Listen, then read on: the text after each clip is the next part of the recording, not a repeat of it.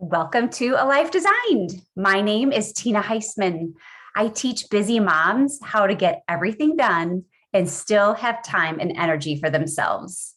My passion is for helping women create more heart-to-heart connection with their husband and children so they can feel deeply fulfilled in those most important relationships. The topic of today's podcast is overcoming unhelpful motherhood advice. But before we get started, I want to let you know that I have created a free download called The Ultimate Guide to Guilt-Free Self-Care. I'm really proud of this guide. It's a guide to help you take care of yourself in mind, body, heart, and soul so you can feel like your best self every day.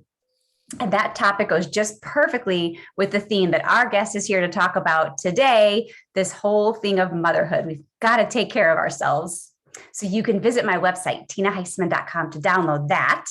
And also, I have a free group on Facebook where you can come to get inspiration for your life. I call it A Life Designed, and it's because we need to be intentional about designing our days. And it's actually a happy place on Facebook because I know some places aren't. So let's dive in and talk about overcoming unhelpful motherhood advice with Becky Baudouin. Becky, I'm so excited for you to be here today. You guys, I've known Becky for about 5 years now, and we are both in a Christian women's speaking group together. She is a very wise soul, and you're going to see why during our talk today.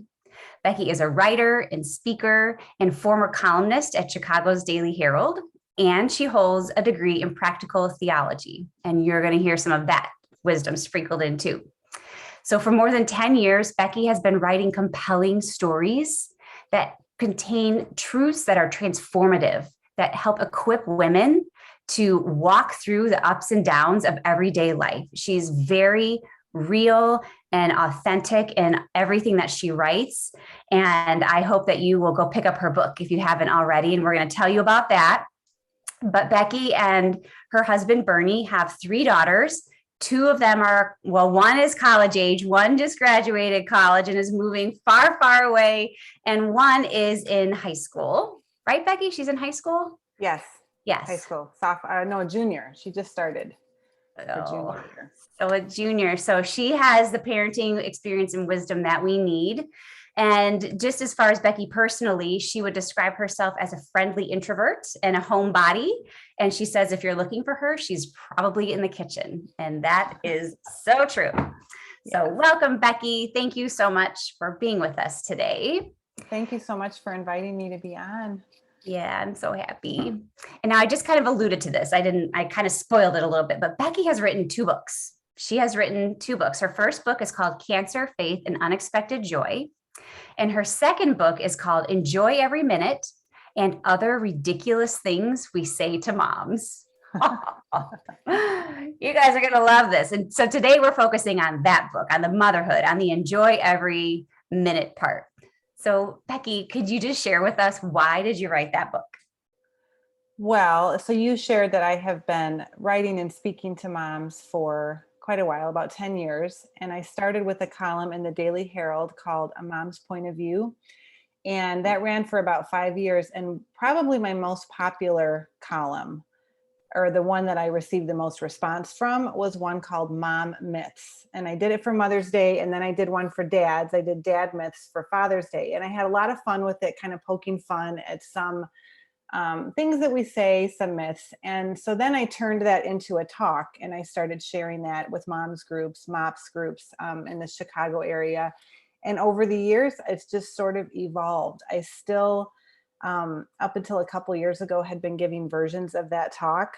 And you also speak at moms groups. And I know we've talked about this. One of our favorite things is being able to sit in on the group discussion after we've talked about whatever the topic is, and just listen to moms talk about what resonated with them, hear their thoughts, hear their funny, very candid stories. And so I started adding to my list. So I feel like I've been writing this book for a very long time. I've had this content, and then I just needed a way to structure it to talk about all of the really important things I wanted to talk about. So the myths and cliches became kind of a framework for me to be able to do that. Yeah, it's such a great book. It's so fun. And I love being a part of the book launch team and going through the book club with you. And I know that um, you do offer book clubs. So we'll just put that out there, right? For people, there's different ways that they can do a book club with your book. So Yes. maybe after they hear all of this, they'll want to do that. So the next question I had for you is about the advice. Like one of the most popular pieces of advice that you wrote about in the book is that the advice offered to mothers of young children, where they say, enjoy every minute because the time goes so fast. Um, as someone who's launching a child off to college in this week, I see where they're coming from, but Yes, it's really definitely. impractical advice. Can you tell us more about that and your thought about that? Yeah, I think this one I chose for the title, and I felt like it was a good way to sort of set up the tone of the book. It's kind of, the intention behind it, I think, is really good. It's moms who, usually it's more experienced moms who see younger moms with their kids, and they think the time has just flown by. So we want to, and I'm in that boat now too. I've got older kids, so I have to stop myself from saying it, um, because I think that while it's true, once you can kind of look back in the rearview mirror, it feels like the years go fast. The days, those long days and long nights, and when you are in the thick of parenting, especially little kids, I just remember when moms would say this to me, I would just think like, I know but it doesn't feel like it's going fast. Some days feel so long. And I think what can happen with this type of advice or some of the other things we talk about in the book is it can turn into like negative self-talk, where you start like, why am I not enjoying this more? Like, what if you're really just struggling, and motherhood is much harder than what you expected it to be, and you have all these people saying, isn't it wonderful, enjoy every minute, um, and then another thing I realized too is I think there's a difference between reminiscing, which is what we do when we are, looking back and we're reminiscing on the good moments, and then really remembering. Like, and I think that young moms especially need some of us more experienced moms to really remember, oh yes, I remember what it was really like. And some days are really hard. And some moments are really awful. Like they really are. And you just get through them, and then you wake up the next day and you start a new day. And so, yeah, I think it's impractical, but I also think to go a little deeper, sometimes it can set us up for some negative self-talk and just feelings of inadequacy. So that's kind of what I get into with just starting right off with that one. Yeah. And it's like you just kind of start beating yourself up because you think something's wrong with you if you're Yeah. not enjoying every day, even though you know logically we should always try to enjoy life the most, right? But Yes. yeah, I think, and that's a really neat distinction between reminiscing and remembering. I Yeah. think that's something really good to keep in mind. Yeah. Are you reminiscing or are you remembering? Yeah.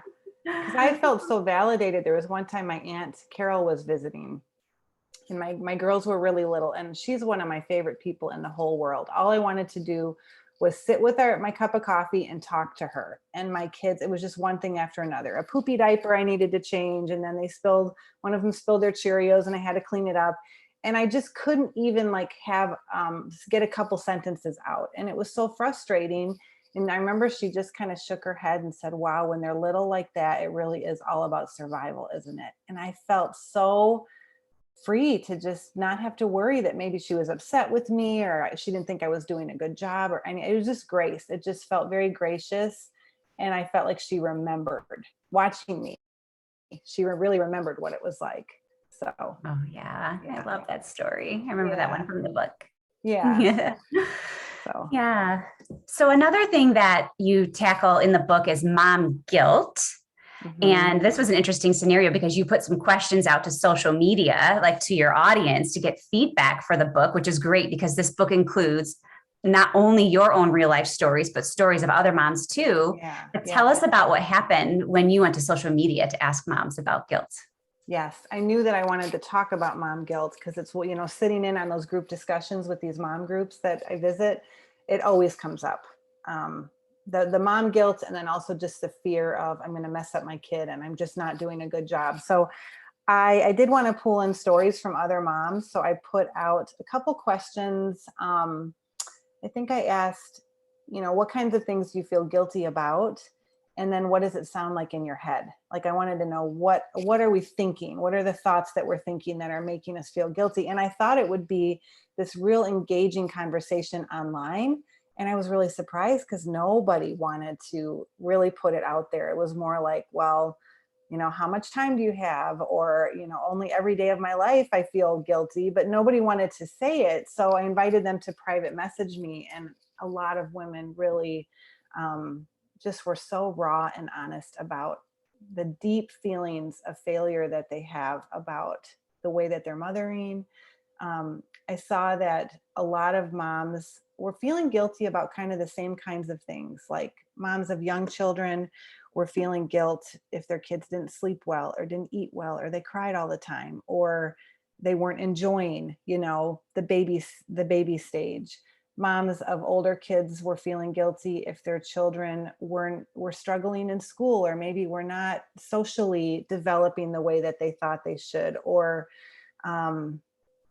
even when our kids get sick, moms, I identified with that. You feel like you failed somehow if your child is sick. And then moms of older, like young adults, teenagers, young adults, were just feeling guilt over if maybe some of the choices their kids were making. And I had several moms say they felt guilt over not being able to provide a sibling for their only child. And so then, that just broke my heart, because that's certainly something we don't have control over. But so much of these things that I just said, we don't have control over them. So I really saw that moms were feeling guilt over things they had no control over, and also over just all of the ways that we fall short. That sense of failure, I really saw that come through. And I saw a distinction between kind of what I would call true guilt and then shame. I saw both of that. Can you elaborate a little bit on that? Yeah. So, and again, it was so interesting just to see kind of, I actually laid out all of these stories, and some of them sounded like almost the same person. If I could put all of them together, it could be like, this is the guilty mother. This is what she thinks and what she feels. But there was like a sneaky progression, I felt like, from true guilt over something, maybe, I lost my temper with my child, or I forgot something that was really important, something that we did, or that, it's more about an action, something that we do. And I really think that true guilt is important and it's valuable. And I think some of us would even say we want our kids to feel true guilt when they do something wrong. As Christians, we can call that sometimes the conviction of the Holy Spirit, or just this awareness that I've missed the mark and then there's a clear next step. I can say that I'm sorry, ask for forgiveness. I can do the repair work in the relationship to make something right. Shame, on the other hand, was more about the person, So the difference would be like, I messed up and I yelled at my child. I feel bad about that. Versus shame, which would say, I'm a terrible mother. My kid deserves better than to have a mom like me. And the problem with that shame is just, it's very vague. It's not something that you can pinpoint and say, I did this and here's my next step. There's really no next step except just to feel more of a sense of failure. So I think being able to make that distinction and know, is there something here that I can look at and I can make right? Or is this just a sense of shame that is just like a heavy burden that I need to throw off and just ask God to free me from? Because all of us fall short, every single one of us. So I love that chapter. It's probably my favorite in the whole book, because I share so many stories from other moms. And I just think it's so helpful for moms to read some of those stories. Wow, that's a really huge, another really huge nugget of wisdom there. The difference between the guilt and the shame. And even though I read the book, like, I still don't remember the way it's settling for me right now. Always good to go back and reread, right? But just that, like, if we feel guilt, okay, good. Then what can we do to resolve it and make it right and clean it up? Yeah. And that's different than shaming ourselves and making us to be horrible people for making a mistake as a mother. Yeah. Wow. That's really And it's so interesting. important to teach our kids that, I think, to include sort of let our kids see us walk through that process. If we need to ask for forgiveness or say, I'm really sorry I didn't handle that right, for them to be able to see there is a path forward when we mess up. And then you can be free and you don't have to feel guilty forever, because I think our kids can just sort of adapt the way that we take on shame, and they can do the same thing. It's so sneaky, isn't it? It is. Yeah. And I think it really leads to some of the moms. It was really heartbreaking, but some of them, the shame just leads to like a feeling of worthlessness. Like I hate to hear anybody say I'm a terrible mother, because it's not true. We all have good and bad. We all mess up. We all make mistakes, but that's not who we are. So I think there's so much freedom that can be ours if we can differentiate and understand this is shame, and God doesn't want me to be feeling this way. Yeah. Yeah. That's amazing. That's amazing. So that was a big topic in the book. Great chapter. I think I remember that's where the story of Trisha's son was. Jack, was Yes. that where Jack's story was? Do you want to Yes, share that cute little story with I us? do. And that's kind of, I talk about how, um, with our failures and the things that we're going to mess up, how God can even use our parenting mistakes for good. That's where I share that story. And so what I mean, I'll share her story, and she's in this group that we're a part of. She's a good friend of ours. So you've heard this story too, but her little guy Jack I think he was in first grade. So this was a couple years ago, when he was at school. She went to pick him up one day, and she overheard another mom say how excited her daughter had been to come to school that day because it was Super Reader Day. So the kids were supposed to bring their favorite stuffed animal, their favorite book, a blanket. They were going to sit in the gym and have this really special reading day. And Trisha's heart just sank, because she forgot. She had gotten the emails, but she didn't remember, and she did not send Jack to school. And you might know what that feels like. I certainly know what that feels like. Sometimes we mess up, we forget. So she just was like, oh, that feeling of, feeling so bad. So Jack came out of school, and he is an exceptional kid. I mean, we know, we see him. Trisha's on Instagram, and he pops on and does his jokes of the day. And he's just such a sweet kid. But he came out of school, and Trisha started to talk to him, and he didn't mention anything right away. And then she said, so buddy, I'm so sorry about Super Reader Day. I forgot. I'm so sorry. And he said, well, he said he was confused and disappointed when he opened his backpack and didn't see the things that he needed. But he went to his teacher and told her that he didn't have anything that he needed. And she had him pick a book from her shelf and a stuffed animal from an extra supply that she had brought for just that kind of situation. And he went in the gym, and he sat and he read, and it didn't ruin his day. Like, he still had a good day. And I just thought every mom needs to hear this story, because I think all of us would say we want to raise resilient children. We want our kids to be able to problem solve. And when things don't go right, we don't want our kids to be the ones who are, their whole day is ruined because something went wrong, right?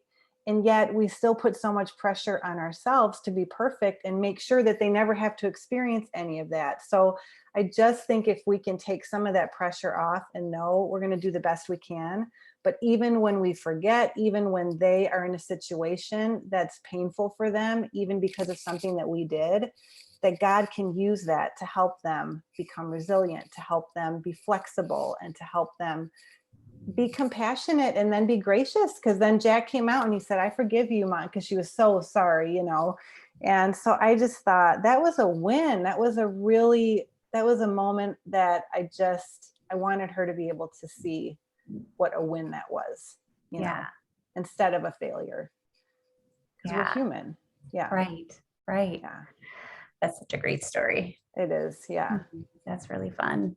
And I mean, that was something I feel like, she forgot. But for me, I share so many stories of times that I blew it. I really blew it, like losing my temper. I talk about my struggle with anger, and my daughters, especially as they got older. But even that, I feel like as our kids see us come back and take ownership, and they see us working on our stuff, if we have to go to counseling, figure out what's underneath the anger and figure out how to communicate better, he can use all of that to help equip them for all of the people that they are going to be with in their life who are also not perfect. I mean, Yeah. really, every relationship they're ever going to have is going to be with an imperfect person. So we can help prepare them, and God can use us to equip them for that. I love that. And that when you said the word resilient, like it just gave me chills throughout my whole body because that's so true. That is Yeah. exactly what we need them to be because life is going to come at them the way it's come at us. And that's a really important skill is how to bounce back. How do we bounce Yeah. back? Yes. Yeah. So cute, Jack. Yes. He Well, has another big topic that we talk about in the book is balance. So that is such a great topic, highly debated in life, right? You can't have balance, you can't. Yeah. Tell us what your perspective is on that. So the myth or the cliche that the chapter of that title is stay balanced. And I just wanted to kind of tackle that because I think it's something that we hear a lot. It's something that we all strive for. I think we all want that. But I sort of used to think of it like riding a bike. Like stay balanced means we got to find our balance first. And then we just need to stay balanced. We just need to be able to like stay upright, steer the bike, make sure that we can keep this thing going and just stay balanced. But I just think it's not the right analogy. So I use the analogy of a surfboard. Now, I've never gone surfing, but I've seen it. Have you ever gone surfing? No. No. I mean, buggy boarding. well, that's it's a similar idea. The reason I like that analogy better is because the water is constantly changing and moving. And I think that's what motherhood, and I think that's what life is like. So just when you think, I've got my baby on a sleep schedule, then they cut a tooth and they start waking up again, or they go through a growth spurt and they need to eat more. Just when you think you've got, your preteen figured out, then puberty hits and now all of a sudden they're acting like a kid that you don't even recognize. Or you launch your first kid off to college, and so you think with the second one, like, I know how to do this, I've done this before. And then you launch your second kid and you're finding yourself in a season of just, you're getting closer to the empty nest and you're feeling stuff that you didn't necessarily feel with the first one. So I just think there's this constant shift. So we don't have control over so much. Life is constantly changing, constantly moving. We are in families where everybody in the family is constantly changing. Our schedules are constantly shifting. So the thing that I really think we do have control over is intentionally making choices each day that align with our values and our priorities. And that's the best I have found that I can do. There are going to be days that I feel like this feels chaotic. This does not feel balanced. But what adjustments do I need to make then so that maybe next week can look a little different? Can I get a family dinner on the calendar and make sure that we can all gather around the table one night even in a busy season? Or can we take something off of our calendar so that we have some more downtime? So I think just looking at where do we need to make adjustments and changes to try to, create a little more balance. But this idea of staying balanced, finding it like it's some perfect thing that once we find it, we can hold on to it, I just think is so unrealistic. Yeah, seriously, not going to happen. Yeah. Did you have any good stories from that chapter to share with us? I don't remember particular stories. I did talk about just even, and it's different for every family, but I did talk about some of the specifics with our family with some illness that we kind of deal with, chronic illness, which just means that we cannot live life at a super fast pace for very long before it starts to really take a toll. And also some of the challenge that I found just living in the suburbs of Chicago. We live in a nice community, but even with that, we can't necessarily live the lifestyle that we see a lot of people around us. So once your kids get into school, can be a lot of pressure to get your kids into all of the things, all of the classes and the special sports teams and the travel teams, especially if you want them to be prepared to play later on in life or whatever. So just, I think having the wisdom and asking God to help us as families figure out what does this look like for us? And it might look different than our neighbor. It might look different than our child's best friend in the way that they do their family. But to figure out what those values and priorities are so that we can then make choices that align with that. Yes, that's so true. I Yeah. try to with our kids, of course they'd say something like, well, so and so is doing this. And I'm like, that's not how we do it in the Heisman house. Yes. Yeah. Thanks for sharing that with me. Yeah. That's very interesting. I But can no, I remember mean, one time, even with the financial, I mean, we're very blessed. So I would never complain or say like we have any lack at all. But like one thing our kids knew, like in middle school, our girls, everyone around them had Uggs, like the real Uggs, and they were expensive. They're good boots, but we had like a different brand of Uggs from Kohl's or something. And so one year we'd gotten the bags out from the basement to get everything out, see which boots fit which kid. And one of the girls was like, "Oh, here's the Uggs." And one of the other girls just yelled, "We don't have Uggs in this family. We don't get Uggs. These are so," and I just laughed because I thought it's so true.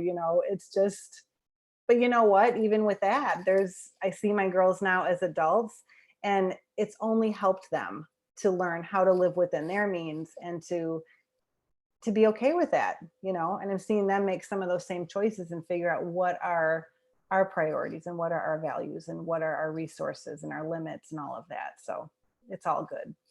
yeah. And it does, I mean, and it continues, like you said, into adulthood. So it's like Hmm. great training ground while we're having them. And that maybe goes back to some of that mom guilt where we might really love to give them Uggs. Some of us Yes. probably could care less, but Yeah. you know, but we have to be realistic, and it just Yeah. serves them later in life, Yes. making their own choices. Yeah, that's Yeah. so good. Yeah. Oh, Becky, there's like so many things we could talk about. You guys, seriously, if you have not read the book, you definitely want to read the book. And so, Becky, tell us where people can find you online, find your book, and if you want to talk to us about like the book club, if they wanted to gather friends or a group to do, Yeah. how you do that. Sure. So you can find me, my website is just my full name. So you'll probably have that on the podcast, but it's Becky Baudouin, BAUDOUIN.com. And when you go there, you can see how to order the book. The book's also on Amazon. It's called Enjoy Every Minute and Other Ridiculous Things We Say to Moms. And the book club thing is the most exciting thing for me when I hear of groups that are doing this together, because when I wrote the book, I included at the end of each section sort of a summary and some reflective questions that you could do just kind of on your own journaling. Or my bigger dream was if moms could do this together and share their experiences together. So there have been some groups that have done this as a group, even a big group, but then broken up into smaller groups and gone through the whole book. And it's 12 sections. So it works really well to even do it over the course of a year, or you can do it in 6 months and do two times a month get together. So that is just the best. And the feedback that I'm getting from that is just amazing, because the moms are not only connecting with the content, but they're connecting with each other. And then they're doing motherhood together. They're sharing their own stories. They're talking about what really resonates with them, and they're building a community around the content, which is it was my dream that could happen. So, and it's all included in there. But on my website, I have something now where if you want to do a book club, I can help you get like a book club kit. And then I've even done author Q&As like via Skype, or if it's local, I can go in person on the last night and kind of just have a fun night talking and answering questions and doing like an author Q&A. So that's been very fun. Yes, that's so fun. You guys, Yeah. I'm serious. The book is so good. And as you can see, Becky is delightful and wise and authentic, and she shares amazing stories in the book from herself and other moms too.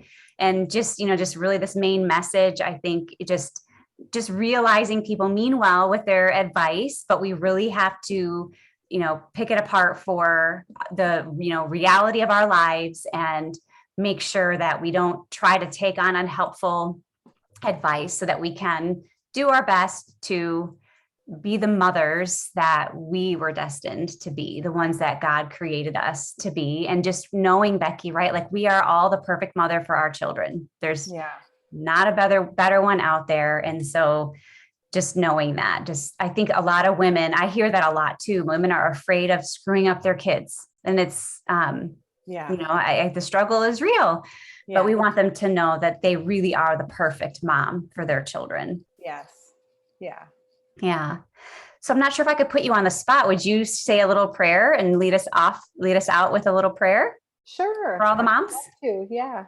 You're Yeah, a and I was beautiful just prayer. thinking there's a really good story in the book that you shared too, that you talked about just along the lines of what you just said with um, figuring out kind of who you are and not having to compare yourself or be like somebody else and just being able to accept, you know what, this is kind of my strengths, my weaknesses, or whatever. So that's fun that you shared that too in the book. Yes, I'm honored to have it in the book. Yeah. Okay, I'd love to pray. Thank you. Okay, thank you. Lord, I thank you for this conversation and for any of the moms who are listening. I pray that you would encourage them. I pray, God, that you would just be able to lift some of the burdens that we carry off of our shoulders. I feel like as moms, we carry the weight of the world on our shoulders, whether it's worrying about our kids, the guilt that we talked about, the pressure that we put on ourselves or that we feel as we compare ourselves to others. And I just pray that you would bring freedom from those burdens that you never meant for us to carry, and that you would help us to walk in your truth and your grace, and to be able to extend that grace to ourselves and our children and to other moms in our lives. Thank you for Tina and for the way that she helps so many women to live lives of purpose and to be able to be the best wives and moms that they can be. And thank you again for this chance to share your message and to encourage one another. In Jesus' name, amen. Amen. And Amen. thank God for Becky too. Thank you, You Tina. are a gift. All Thank right, you. everyone. Thank you so much for joining us this week. Go get the book because there's so much more than you were able to hear today. Have an awesome week.